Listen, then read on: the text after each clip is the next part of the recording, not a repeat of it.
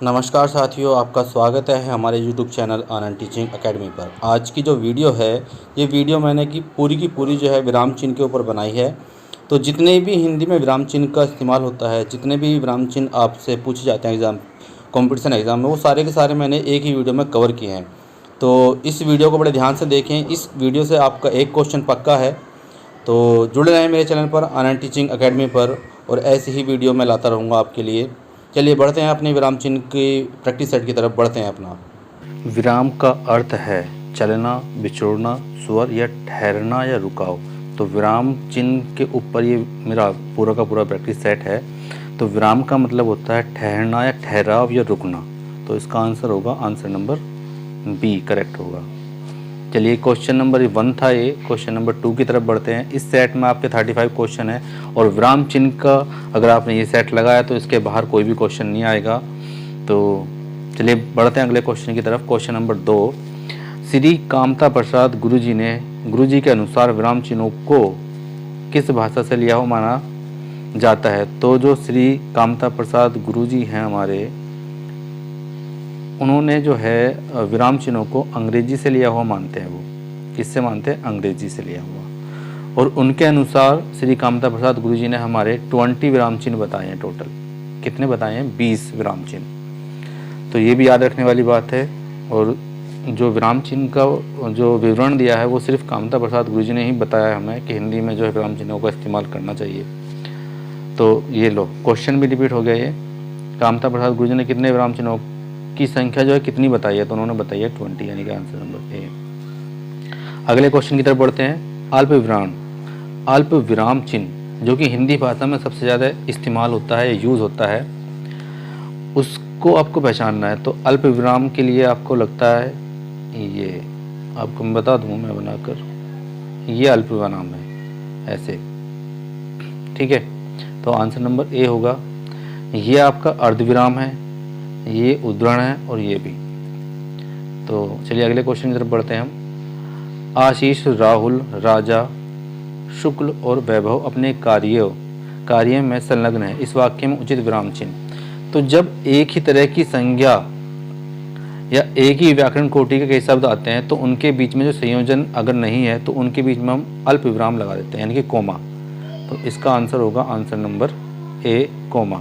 यानी कि यहाँ पे आशीष के बाद भी आपको कोमा लगाना है, राहुल के बाद लगाना है, राजा, शुक्ला और वैभव। तो इस तरह के कोमे आप लगा सकते हैं इनके बीच में। तो इसको बोलते हैं हम अल्प विराम। चलिए अगले क्वेश्चन की। आनंद घर आया, थोड़ी देर रुका और चला गया। इसमें जो है कौन सा विराम चिन्ह आएगा? तो यहाँ पर 2 या 2 से अधिक वाक्यांशों आए और उनके बीच में कोई संयोजक नहीं लगा तो वहाँ पर भी हम किसका इस्तेमाल करते हैं? थोड़ी देर रुकने के लिए अल्प विराम। तो इसमें भी क्या लगेगा? कोमा। यानी कि आनंद आया, थोड़ी देर रुका और चला गया। तो इसका जो सेंटेंस बनेगा वो बनेगा आनंद घर आया, थोड़ी देर रुका और चला गया। चलिए अगले क्वेश्चन की तरफ बढ़ते हैं। क्वेश्चन नंबर 7, मैं कृष्ण के घर पहुंचा परंतु वह नहीं मिला। तो यहाँ पर जो है वाक्य में जिन वाक्यों में अवयवों को इस्तेमाल करते हैं हम, जैसे किंतु, परंतु, पर, लेकिन, तो उसमें भी होगा कि जो आपके अवयव हैं उनसे पहले हम जो है विराम चिन्ह का प्रयोग करते हैं, और वो जो विराम चिन्ह होता है वो होता है आपका अल्प विराम, यानी कि आंसर नंबर सी अल्प विराम। तो मैं कृष्ण के घर पहुंचा, मैं कृष्ण के घर पहुंचा परंतु, तो यानी कि पहुंचने के बाद आपको एक कोमा लगाना पड़ेगा यहाँ पे, परंतु वह घर नहीं मिला। आगे बढ़ते हैं। क्वेश्चन नंबर 8 देखते हैं। समानाधिकरण शब्दों के मध्य में किस विराम चिन्ह का प्रयोग करते हैं? तो जब समानाधिकरण यानी कि एक जैसे वर्ड को इस्तेमाल करते हैं हम, जैसे मैं बोल दूं, जैसे हम बोल दूं, जैसे कि देश के प्रधानमंत्री के बाद कोमा लगा दें हम, तो इसमें जो होगा आपका वो आपका अल्प विराम का प्रयोग होता है। Answer number B. Shri Narendra Modi गणतंत्र दिवस के अवसर पर बधाई दी। तो ये एक सेंटेंस बना हमारे पास। तो ये सेंटेंस का जो स्टार्टिंग की बात है कि प्रधानमंत्री को हमने बताया, उसके बाद हमने कोमा लगाया, और उसके बाद हमने बताया कि श्री नरेंद्र मोदी जी गणतंत्र दिवस के अवसर पर देश को बधाई दी। तो ये एक समानाधिकरण सेंटेंस आपका जो है वाक्य बना, तो इसलिए इसमें हम जो है अल्पविराम का प्रयोग करेंगे। चलिए आगे बढ़ते हैं क्वेश्चन नंबर 9 की तरफ। जब वाक्य में जब एक ही प्रकार की कई संज्ञाएं आए तो उनके बीच किस प्रकार का विराम चिन्ह लगाया? तो ये तो भी बताया था मैंने, इसमें लगेगा आपका अल्प विराम यानी कि कोमा। संज्ञा का मतलब हो गया जैसे राम, श्याम, मोहन, इस तरह की ये संज्ञा है। तो जब ये एक सेंटेंस में कई बार ये आ रही हैं तो इनके बाद तो आप कोमा लगाओगे। चलिए आगे बढ़ते हैं क्वेश्चन नंबर 10 की तरफ। छंदों में एक चरण, तो छंद में कई चरण होते हैं, तो जब एक चरण पूरा हो गया उसके बाद जो विराम चिन्ह का प्रयोग करते हैं उसको हम बोलते हैं कौन सा? अल्प विराम यानी कि ए। इसमें भी क्या होगा आपका अल्प विराम, कोमा लगेगा आपका, ये ऐसे कोमा लगाना पड़ेगा आपको जब एक चरण पूरा होगा। चलिए क्वेश्चन नंबर 11 की तरफ बढ़ते हैं। राजू जो बड़ा अच्छा खिलाड़ी है, कल उसकी टांग टूट गई, तो वाक्य में उचित विराम चिन्ह का प्रयोग करना आपको। तो इसमें भी आप अल्प विराम करेंगे और कहाँ पर करेंगे कि राजू जो अच्छा खिलाड़ी है और इसके बाद आप लगाएंगे अल्प विराम, कल उसकी टांग टूट गई। ठीक है, चलिए अगले क्वेश्चन नंबर 12 की तरफ बढ़ते हैं। जाना है कोमा, इसमें तो वैसे ही कोमा ही आएगा यानी कि अल्प विराम आएगा इसमें। तो जाना है तो जल्दी जाओ यानी कि अल्प विराम। क्वेश्चन नंबर 13 की तरफ बढ़ते हैं। माँ मेरा कल्याण करो, वाक्य में उचित विराम चिन्ह। तो माँ के बाद आप रुके तो इसका मतलब अल्प विराम, माँ मेरा कल्याण करो। तो आंसर नंबर ए करेक्ट होगा। आगे बढ़ते हैं क्वेश्चन नंबर 14 की तरफ। जब वाक्य में एक समान अधिकरण का प्रयोग होता है तो किस विराम चिन्ह का प्रयोग करते हैं? तो ये अभी पीछे भी आया था, इसमें आपका अर्ध, तो इसमें आप करते हैं अर्ध विराम का प्रयोग। आंसर नंबर बी करेक्ट हो जाएगा इसका। चलिए आगे बढ़ते हैं क्वेश्चन नंबर 15 की तरफ। मिश्रित और संयुक्त वाक्यों में विरोध का भाव प्रकट करने के लिए किस विराम चिन्ह का प्रयोग करते हैं? तो इसमें भी क्या होगा आपका अर्ध विराम। आगे बढ़ते हैं क्वेश्चन नंबर 16 की तरफ। 16 क्वेश्चन कह रहा है कारणवाचक क्रिया विशेषण में किस प्रकार का विराम चिन्ह का प्रयोग करते हैं? तो कारणवाचक में भी आप अर्ध विराम का ही प्रयोग करेंगे, यानी कि हिंदी में सबसे ज़्यादा जो प्रयोग होने वाला विराम चिन्ह है वो है अर्ध विराम, ये भी याद रखना। क्वेश्चन नंबर 17 है पूर्ण विराम का प्रयोग कब किया जाता है? तो वाक्य के अंत में हम पूर्ण विराम चिन्ह लगाते हैं हमेशा। तो आंसर नंबर बी वाक्य के अंत में। आगे बढ़ते हैं। किस वाक्य में पूर्ण विराम चिन्ह का प्रयोग नहीं किया जाता? तो किस वाक्य में पूर्ण विराम यानी कि छंदों के एक चरण की समाप्ति पर हम पूर्ण विराम का प्रयोग नहीं करते हैं? तो इसका आंसर नंबर होगा डी। चलिए अगले क्वेश्चन की तरफ बढ़ते हैं। तुम कब आओगे, इस वाक्य में उचित विराम चिन्ह का प्रयोग करो। तो तुम कब आओगे ये है एक प्रश्नवाचक, वो प्रश्न पूछ रहा है कि तुम कब आओगे, ये वाला चिन्ह लगेगा यानी कि बी प्रश्नवाचक। क्वेश्चन नंबर 20 आह।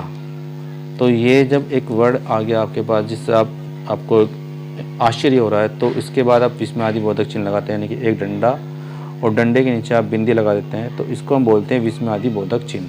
और अगर आपने मेरी विराम चिन्ह की जो है सेट नहीं देखा है तो आप पहले उस वीडियो को देखें, इसमें मैंने सारे के सारे विराम चिन्ह आपके लिए एक्सप्लेन किए हैं। उसके बाद ही प्रैक्टिस सेट करेंगे तो बहुत आसानी से आप इसको कर पाएंगे। चलिए आगे बढ़ते हैं हम। कबीर वाणी के डिक्टेटर थे, कबीर वाणी के डिक्टेटर थे, इस वाक्य में किस विराम चिन्ह का प्रयोग का प्रयोग हुआ है? तो इसमें जो दोनों तरफ डॉट लगे हैं, एक इधर लगा और एक इधर लगा, तो इसके बारे में पूछ रहा है, तो इसको हम बोलते हैं उद्धरण चिन्ह। ठीक है, ये दो तरह के होते हैं, एक तो एक सिंगल होता है, एक डबल होता है। डबल हम जब लगाते हैं जब हम ज्यों की तू बात कह दें, किसी की बात को ज्यों के तू कह दे तो डबल लगा देते हैं, और सिंगल तो जब हम बात पर स्पेशल जोर दे रहे हैं तो हम वो सिंगल लगा देते हैं। चलिए आगे बढ़ते हैं हम। संयोजक चिन्ह को किस अन्य नाम से जानते हैं? तो संयोजक चिन्ह का मतलब होता है आपका समासिक चिन्ह। इसको आंसर नंबर ए आपका होगा समासिक चिन्ह। आगे बढ़ते हैं क्वेश्चन नंबर 23 की तरफ। भूल सुधारने अथवा शब्द में किसी त्रुटि को सही लिखने के लिए किस कोष्ठक का इस्तेमाल करते हैं? तो वहाँ पर हम लगाते हैं कोष्ठक, और कोष्ठक होता है उसमें वर्गाकार कोष्ठक। कौन सा कोष्ठक होता है? वर्गाकार, यानी कि ये वाला। अगर हमसे कोई गलती हो जाए तो हम कोष्ठक में लिखकर उस गलती को सुधार सकते हैं, तो उसमें कोष्ठक लगता है वर्गाकार कोष्ठक। आगे क्वेश्चन नंबर 24 की तरफ बढ़ते हैं।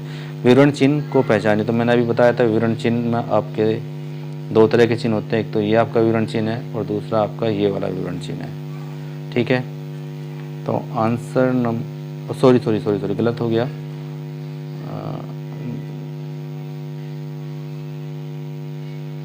इसमें जो होगा विवरण चिन्ह का मतलब है कि आगे विवरण देना पड़ता है। जैसे हम जब कभी एग्जाम के लिखते हैं तो हम लिखते हैं जैसे, और जैसे के बाद हम उसका विवरण देते हैं आगे, ऐसे कर देते हैं कि अब ये विवरण है, तो विवरण चिन्ह बोलते हैं इस बी को।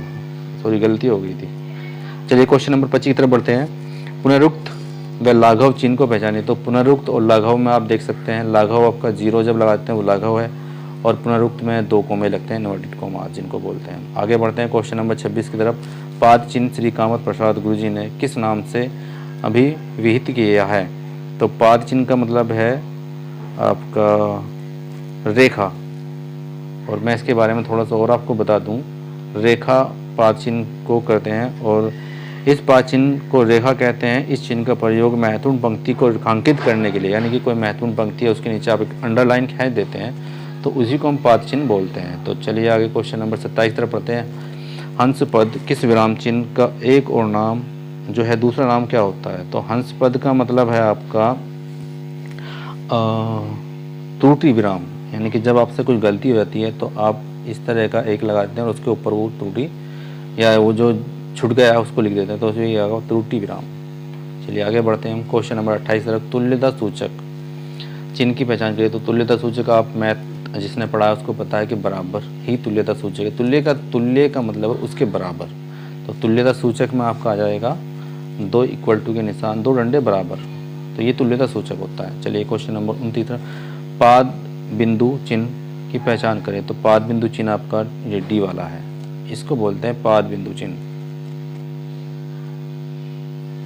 चलिए आगे बढ़ते हैं। समाप्ति सूचक चिन्ह की पहचान करें। तो समाप्ति सूचक में आपका या तो 0 ये डंडा, 0 डंडा, या फिर डॉट डॉट डॉट, तो ये आपके होते हैं समाप्ति सूचक। चलिए आगे बढ़ते हैं क्वेश्चन नंबर 31 की तरफ। तो किस शब्द में ए स्वर नहीं आया? तो इसमें भी देखिए आप, ये स्वर के साथ आ गया है ए, और ये जो है ये और ये, इसमें आई की मात्रा आ गई, तो इसके 2 आंसर हो रहे हैं, वैदिक और पैतृक। चलिए आगे बढ़ते हैं।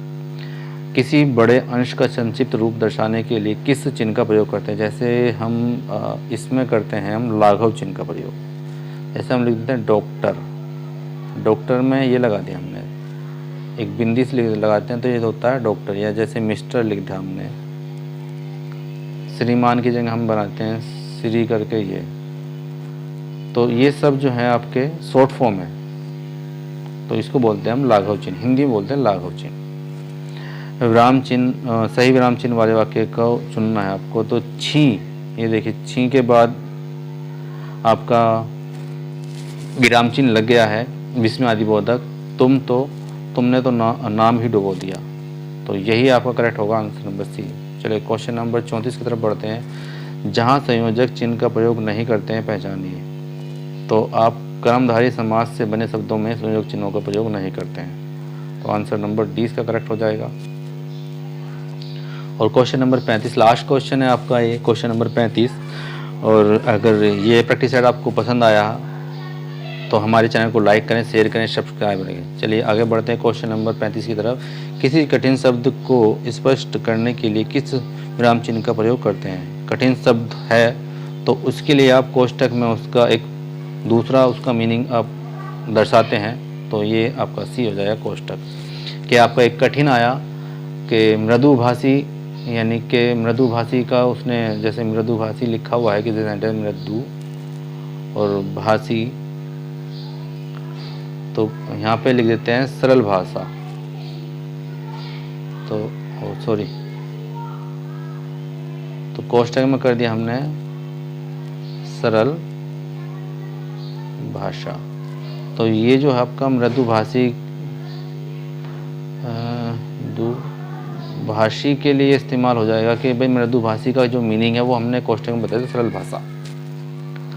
चलिए तो जुड़े रहें हमारे चैनल आनंद टीचिंग एकेडमी पर, और इस तरह के प्रैक्टिस सेट मैं आपके लिए लाता रहूँगा, जो यूपी टेट, सी टेट और आपका एसएससी जीडी और यूपी ट्रिपल सी लेखपाल आदि आने वाले एग्ज़ाम में आपकी हेल्प करेंगे।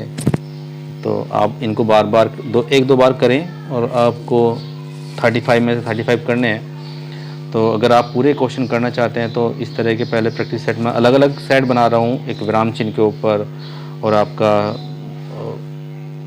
विलोम शब्द के ऊपर, पर्यायवाची, मुहावरे, इन सब के अलग अलग सेट लाऊंगा। उसके बाद कंबाइंड सेट दूंगा आपको।